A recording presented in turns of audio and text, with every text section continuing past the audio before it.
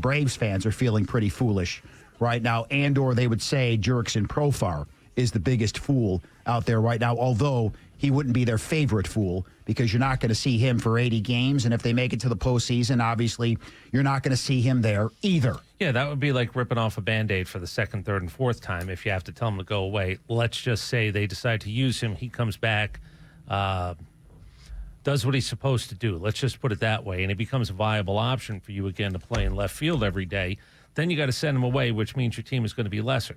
You got to think a little differently about the trade deadline. You got to think a little bit differently about what is it you want to do with him personality-wise, player-wise, everything. You know, I don't know when he's going to have his come to Jesus with Alex Anthopoulos and the players and all those things that have to happen. I'm not overly impressed, but I knew it was going to happen. They release a statement. The guy doesn't have to stand there and talk. The Braves release a statement. Nobody's really talked about it yet except for we got to play tomorrow night. We're going to have to play the night after that. And everybody sort of gets that mantra, that Bull Durham thing about here's the answers that we have to give at this point. But there's nobody. I can promise you this. This doesn't make anything any better, but there's nobody who's not pissed off to the bejesus about what just happened yesterday. Well, it's the in word, totality. And the term, in fact, two words that you've used all the time. He's a bad teammate. Yeah. When you do something like this, you put everybody in a lurch because selfishly you wanted to do something, taking this HCG, which essentially when you come off a cycle, that regulates your body. That's what that does for you if you're a man. And that's why he took it. He was taking something else, and he got popped for doing this. Well, I remember the good old days when nobody tested for anything, and then certainly nobody tested for masking. You know, if Gold's Gym Milltown, hey, is that guy on the juice? I don't know. Let's test him. He's going to fail the test. But you know what? He's not taking any masking drugs. He's just taking good old-fashioned steroids. Then we developed the masking drugs. Then everybody tried to stay one step ahead. And I'm going to tell you, the thing that I didn't connect yesterday that I connected late last night, and it was an epiphany. It was an ice cream and vodka-induced epiphany. Sometimes that happens. Yeah. Oh, there's no doubt in my mind. I don't need ayahuasca. I don't need to go to a hospital. Sometimes you find the answers at the bottom of the bottle. I understand. I'm old school. I went right to the ice cream and vodka, and all of a sudden it was like, whoa. I remember being on the Zoom call with Jurickson Profar and talking about, hey, you know, this is what's different. He was a 31-year-old guy who all of a sudden found a pop to 24 home runs again. 31 years old. And you go, okay, maybe the guy just figured some things out. And then he told us what he figured out. He worked with Fernando Tatis Sr. Oh, that's interesting. Wait. Now when this hits, Fernando Tatis Jr. got popped for 80 games. What's going on? He said, here, take this. Don't worry about nothing. Don't ask any questions. Take this. No, let me tell you who I wouldn't have taken anything from. The guy whose son got popped for 80 games. You obviously aren't ahead of the game. Now, I'm going to tell you, this is me talking. I got a bunch of things about this. Was it a spring training test? Was it an off-season test? When do you find out? There was certainly an appeal. Agent finds out Alex Verdugo was signed on March 20th. So if you want to try to connect dots, maybe they knew at that point because we questioned why they made that move. Well, maybe now we know why they made that move. Well, I can also tell you it only took 2 clicks on my computer last night to realize MVP Sports Group. They're both represented by the same agency.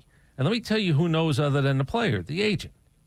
So it's not going to be good news. Sorry, Alex, but here, I got Verdugo for you. So I'm not telling you again that's how it happened.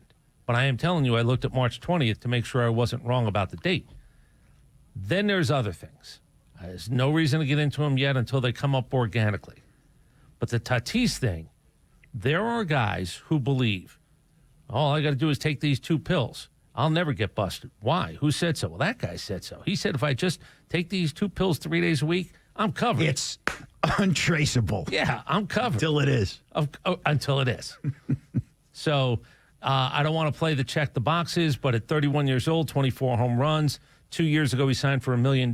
He had been about $40 million in earnings. How do I make more money? Well, 24 home runs seems to be a way because it got him 3 years at $42 million.